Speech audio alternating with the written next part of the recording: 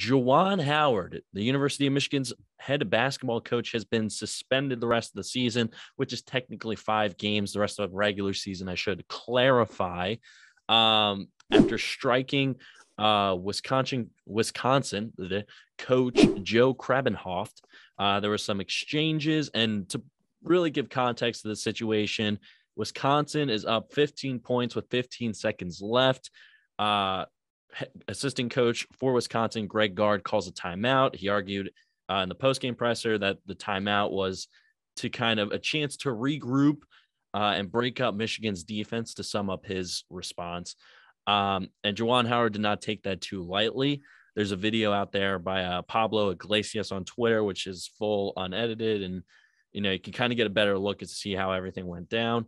So Juwan Howard suspended, and at this point, it feels like to me, Timmy, we talked about this, after when this whole thing first went down, I felt like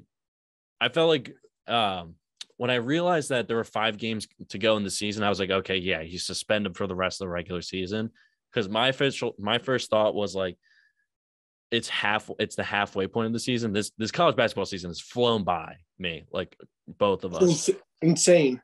It's insane. So I thought he was going to get suspended for like half a season or something like that. And I was like, no way should he be suspended for half a season for something like that. But 5 games, I think, is completely fair. I think this is a point where with Juwan Howard, you got to believe that he was expecting this team to be much better than they are. They're barely sitting at 500. And this was a team ranked top 5 in the country coming into this season, and they've just completely fallen off, at least for this season.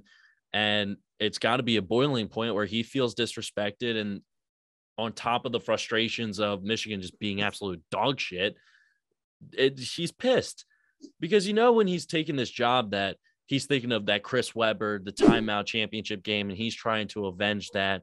He has that great season last year, and now this year they're barely struggling to even get a good seed in the Big Ten tournament.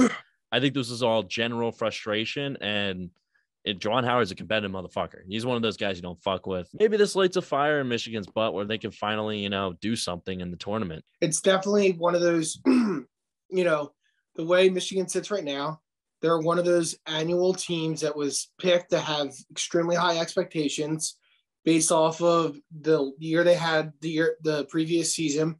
They made it all the way to the Elite Eight last year, right? They played a pretty close game from what I remember. It was didn't they go to overtime, or they almost went to the Final Four, correct? They made it to Elite Eight against UCLA. They lost by 2 points. Yeah. So, and so they had, even though they lost players, they brought in some big time recruits again, and they were, expected to be whatever. And like you said, number 5 in the country.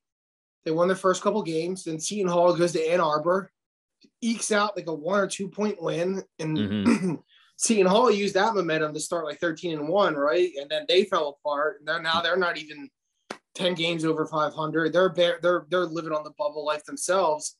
And so, at the time, I think everyone saw that and was like, oh, here's just 2 tournament teams who had to really knock them out, drag down more in November, and we could probably see this rematch maybe in like the Sweet 16 in 5 months.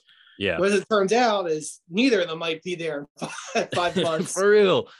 And the only difference is Kevin Willard isn't trying to punch Jay Wright in the face in between, even though he probably had the right to, no pun intended, for the way the officials have called some games for them. But back to Juwan Howard is, like you said, and I 100% agree.